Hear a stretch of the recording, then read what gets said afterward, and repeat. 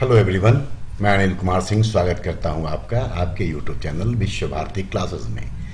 पिछले वीडियो तक जो हम आपके लिए क्वेश्चन का आंसर लेकर के आ रहे थे उसमें सिर्फ मेरी आवाज़ होती थी और हम क्वेश्चन पढ़ करके सुनाते थे, जिसके बाद मेरे कई व्यूअर्स ने ये कहा कि सर अगर क्वेश्चन भी सामने हो जैसा कि पहले इतिहास वाले प्रश्न में हुआ करता था तो वो ज़्यादा बेहतर होगा। तो चलिए उनकी बात को हम मान लेते हैं और उनके आदेशानुसार हम इस बार क्वेश्चन के साथ आपके लिए इंडियन इकोनॉमी का क्वेश्चन लेकर के आए हैं। 3 पार्ट में ऑलरेडी हम आपके लिए अपलोड कर रखे हैं, जिसको कि शायद आप लोगों ने देख लिया होगा।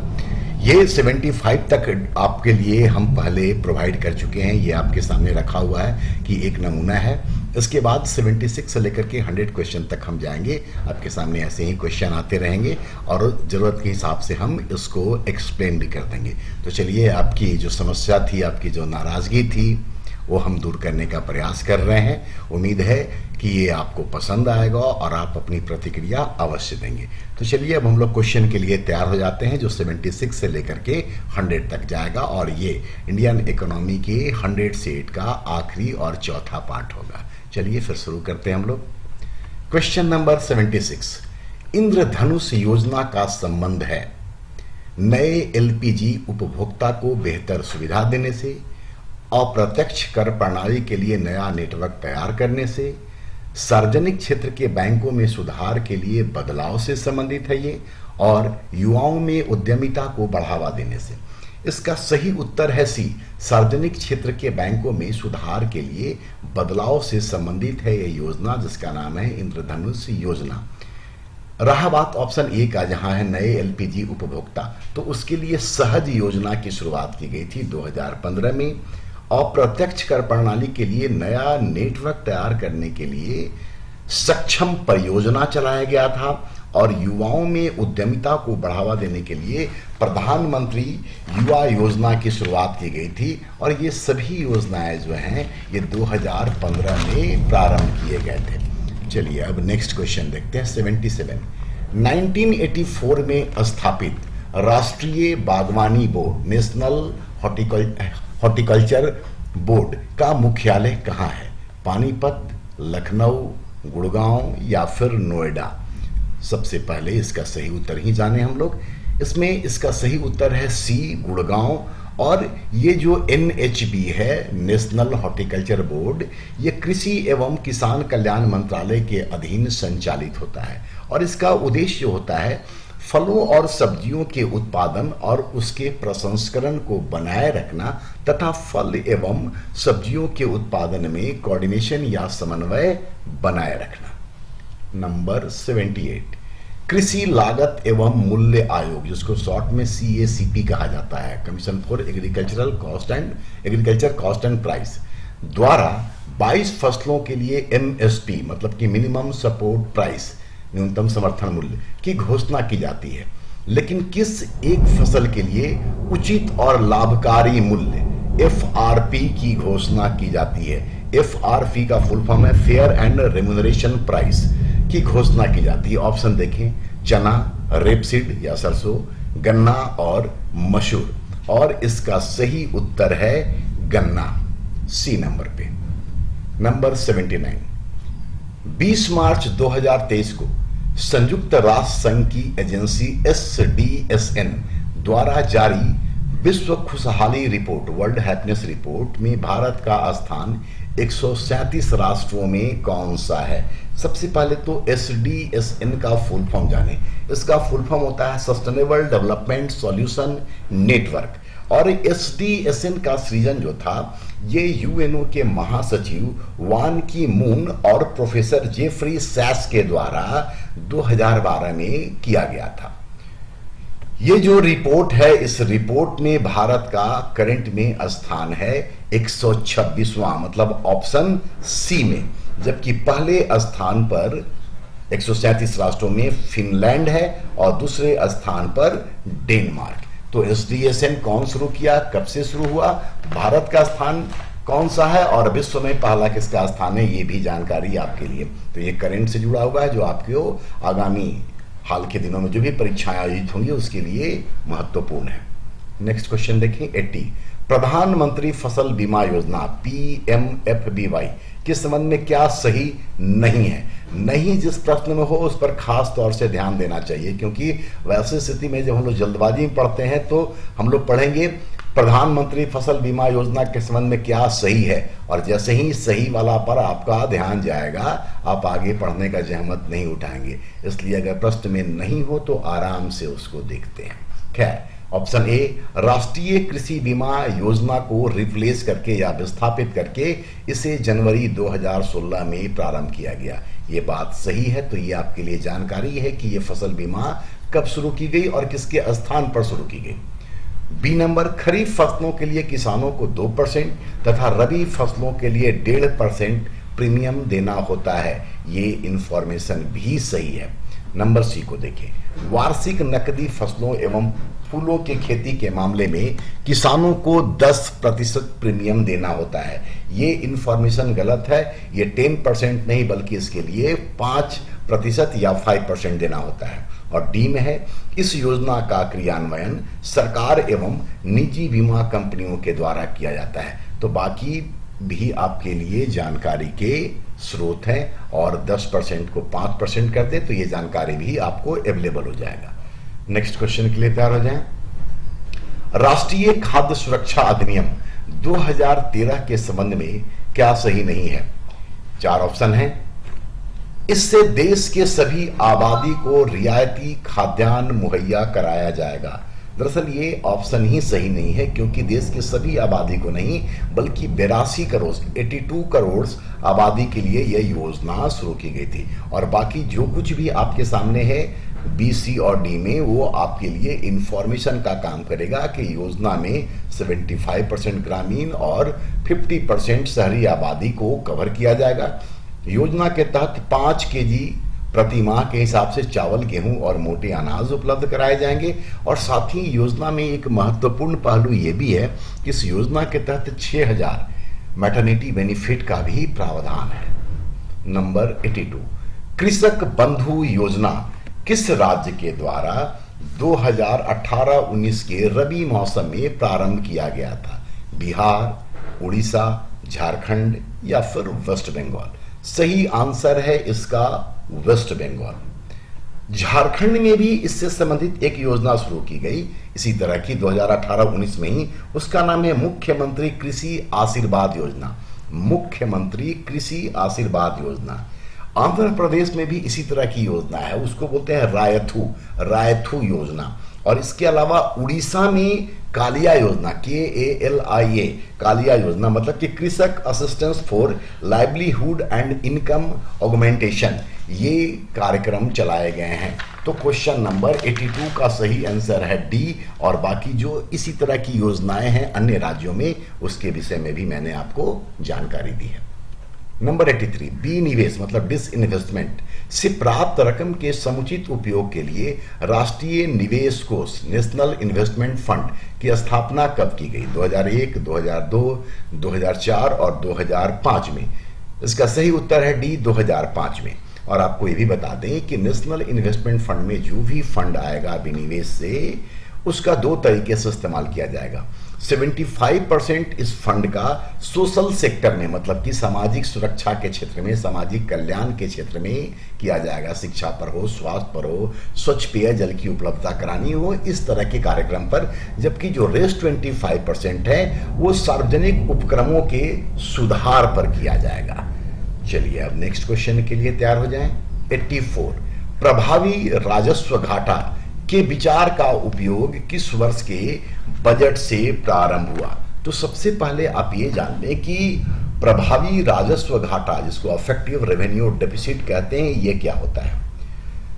इसका मतलब हुआ कि यदि राजस्व घाटा में से राजस्व का, रेवेन्यू का उस भाग को शामिल नहीं किया जाए जिससे किसी परिसंपत्ति, किसी असेट्स का अगर निर्माण हो रहा है, तो उसको बाहर कर दिया जाता है। राजस्व घाटा में से उस रेवेन्यू एक्सपेंडिचर को बाहर कर दिया जाता है, जिससे किसी असेट्स का, किसी परिसंपत्ति का निर्माण होता है। जैसे अगर आपको बजट के विषय में जानकारी हो तो योजनागत व्यय जो होता है वो योजनागत व्यय रेवेन्यू अकाउंट से भी खर्च होता है और कैपिटल अकाउंट से भी, मतलब पूंजीगत व्यय भी किए जाते हैं और राजस्व व्यय भी किए जाते हैं। तो राजस्व व्यय में भी जो केंद्र सरकार के द्वारा राज्यों और केंद्र शासित प्रदेशों को सहायता दी जाती है, सेंट्रल असिस्टेंस दिया जाता है उनकी योजनाओं के लिए जो उस राज्य या केंद्र शासित प्रदेश की होती है, तो इससे परिसंपत्तियों का निर्माण होता है। तो राजस्व घाटा में से ऐसे अमाउंट को जब बाहर करते हैं तो होता है प्रभावी राजस्व घाटा। खैर, अब इसका उत्तर देखें, ऑप्शन देखते हैं पहले 2008-9, 2009-10, 11-12 या फिर 2014-15। तो प्रभावी राजस्व घाटा का विचार जो था ये आया 2011-12 के बजट में। नंबर 86, यदि आर्थिक व्यवस्था में ब्याज दर मतलब इंटरेस्ट रेट बढ़ती है तो क्या असर पड़ेगा? सरकार की कर वसूली में कमी आएगी, अर्थव्यवस्था में निवेश व्यय में कमी आएगी, उपभोग व्यय में वृद्धि आएगी या फिर अर्थव्यवस्था में बचत की कमी होगी? तो इसका सही उत्तर है बी, अर्थव्यवस्था में निवेश व्यय में कमी आएगी। नंबर 86, CRR मतलब कैश रिजर्व रेशियो में कमी किए जाने के बाद बैंक अपने द्वारा दिए जाने वाले ब्याज दर को कम कर सकते हैं, क्योंकि अगर CRR को कम करने का काम RBI के द्वारा किया जाएगा। जब RBI CRR के रेट को कम करेगी तो बैंक का मतलब यहां कमर्शियल बैंक से है, वो अपने द्वारा दिए जाने वाले रेट ऑफ इंटरेस्ट को कम कर सकते हैं, क्योंकि अब ऑप्शन को देखें, CRR का नियंत्रण RBI के हाथ में है, यह बात सही है, लेकिन इस प्रश्न से इसका संबंध नहीं है। बी नंबर, इससे बैंक के परिचालन लागत में कमी आती है, इसका कोई संबंध नहीं है इससे। बैंकों को बिना किसी अतिरिक्त लागत के अतिरिक्त धन की प्राप्ति होती है। और डी है उपरोक्त तीनों, इसका सही उत्तर है सी, बैंकों को बिना किसी अतिरिक्त लागत के अतिरिक्त धन की प्राप्ति होगी। CRR कम कर देगा, इसका मतलब कि बैंकों के पास जो डिपॉजिट अमाउंट है वो पहले की तुलना में बढ़ जाएंगे, और जब उनके पास पैसा बढ़ जाएगा तब वो अपना रेट ऑफ इंटरेस्ट कम करके भी अपने ग्राहकों को या जिनको भी वो लोन प्रोवाइड करते हैं वो कर सकते हैं, और ऐसा करने के लिए उनको कोई एडिशनल चार्ज नहीं करना पड़ेगा, जैसे बैंक रेट या अन्य माध्यम से उनको लोन पर पैसा RBI से लेने की आवश्यकता नहीं होगी। नंबर 87, अर्थव्यवस्था में मुद्रा की आपूर्ति यथावत बनी रहे और मुद्रा की मांग में वृद्धि हो जाए, मतलब मुद्रा जितना था उतना ही रहे लेकिन मुद्रा की मांग में वृद्धि हो जाए, उसकी मांग ज्यादा हो जाए, तो क्या असर पड़ेगा? सामान्य सोच से भी इसको आप सॉल्व कर सकते हैं। सीधा सा इसका सोच ये है कि जिसका डिमांड होगा उसका कीमत बढ़ेगा। इसी आधार पर देखिए हम लोग, बैंकों की जमा राशि में वृद्धि आएगी? नहीं। ब्याज दर में वृद्धि आएगी? ये होगा या नहीं होगा? ब्याज दर में वृद्धि हो जाएगी, क्योंकि पैसा अधिक डिमांड किया जा रहा है, तो डिमांड ज्यादा होगा तो उसका रेट बढ़ जाएगा, तो उस पर रेट ऑफ इंटरेस्ट स्वाभाविक तौर पर बढ़ा दिया जाएगा। अगर इन्फ्लेशन आपने पढ़ रखा है तो वही कॉन्सेप्ट पर ये क्वेश्चन भी आपका आधारित है। चलिए नेक्स्ट क्वेश्चन देखते हैं हम लोग। 88, निम्नलिखित में से कौन सा SEZ मतलब स्पेशल इकोनॉमिक जोन पुदुचेरी में है? पोशित्रा, पेरुम्बदूर, दाहेज और सेदरापेट। SEZ के विषय में हम आपको पिछले वीडियो में बता चुके हैं, क्योंकि एक क्वेश्चन और भी था कि SEZ का क्या उद्देश्य होता है, तो बाकी इंफॉर्मेशन हम आपको ऑलरेडी दे रखे हैं, तो उम्मीद है आपको याद होगा। नहीं तो आपके सामने वो वीडियो अवेलेबल है, ठीक है, वो पार्ट 2 या 3 किसी में होगा, वो आप देख लें या देख चुके हैं आप। ऑप्शन देखते हैं हम लोग, कौन सा पुदुचेरी में है? पोशित्रा गुजरात में है, पेरुम्बदूर ये तमिलनाडु में है, दाहेज गुजरात में है, और सेदरापेट इसका सही उत्तर है जो कि पुदुचेरी में है। और पुदुचेरी में एक और भी महत्वपूर्ण SEZ या स्पेशल इकोनॉमिक जोन है जिसका नाम है करासूर। तो स्पेशल इकोनॉमिक जोन से कुछ इंपॉर्टेंट इंफॉर्मेशन। 89, किस बैंक, थोड़ा सा यहां पर स्पेलिंग मिस्टेक है, बैंक ने सुंदरबन वेस्ट बंगाल में जो है में महिलाओं के लिए वेस्ट टू वेल्थ क्रिएशन कार्यक्रम शुरू किया? नाबार्ड, सिडबी, SBI और IDBI, और इसका सही उत्तर है SIDBI मतलब सिडबी, जो ऑप्शन बी में है, small industries development bank of India. Number 90, ये इंफॉर्मेशन है सिर्फ। राष्ट्रीय परिवार स्वास्थ्य सर्वेक्षण NFHS के रिपोर्ट के अनुसार भारत में TFR मतलब कि टोटल फर्टिलिटी रेट है 1.9, 2.2, 2.2 और 2.4, और इसका सही उत्तर है C2। ठीक है, ये रेशियो बता रहा है कि आज भी भारत में TFR या फिर पॉपुलेशन ग्रोथ रेट हाई है। नंबर 91, अंतर्राष्ट्रीय नागरिक उड्डयन संगठन ICAO international civil aviation organization द्वारा जारी वैश्विक विमानन सुरक्षा रैंकिंग में सिंगापुर प्रथम स्थान पर है, जबकि भारत का स्थान कौन सा है? तो सिंगापुर के बाद जो सेकंड नंबर पर कंट्री है उसको भी जान ले, वो है UAE यूनाइटेड अरब एमिरेट्स, और थर्ड पर है साउथ कोरिया, और भारत का स्थान अभी है बी, जो ऑप्शन में है 48। तो भारत अभी 48वें स्थान पर है, जबकि यहाँ 102 भी लिखा हुआ है, और 2018 में भारत 102 रैंक पर ही था। इसका मतलब है कि इस अवधि में भारत ने एक लंबी छलांग लगाई है और काफी सुधार भी किया है। तो फिलहाल इसका रैंक 48 है। नंबर 92, तंदूर लाल चना, जिसे दिसंबर 2022 में GI टैग दिया गया है, किस प्रदेश से संबंधित? देखिए, आने वाले दिनों में जब करंट अफेयर्स से क्वेश्चन पूछे जाएंगे तो GI टैग जिन जिन चीज़ों को दिया गया है विशिष्ट पहचान के लिए, वहाँ से संबंधित क्वेश्चन आपसे पूछे जाएंगे। तो ऐसे पूरी लिस्ट आप तैयार कर लें और उसको अच्छे तरीके से देख लें, ताकि ऐसा क्वेश्चन अगर आपके सामने आए तो आप गलती ना करें। ऑप्शन है केरल, महाराष्ट्र, असम और तेलंगाना। तो तंदूर लाल चना का संबंध है डी, तेलंगाना से।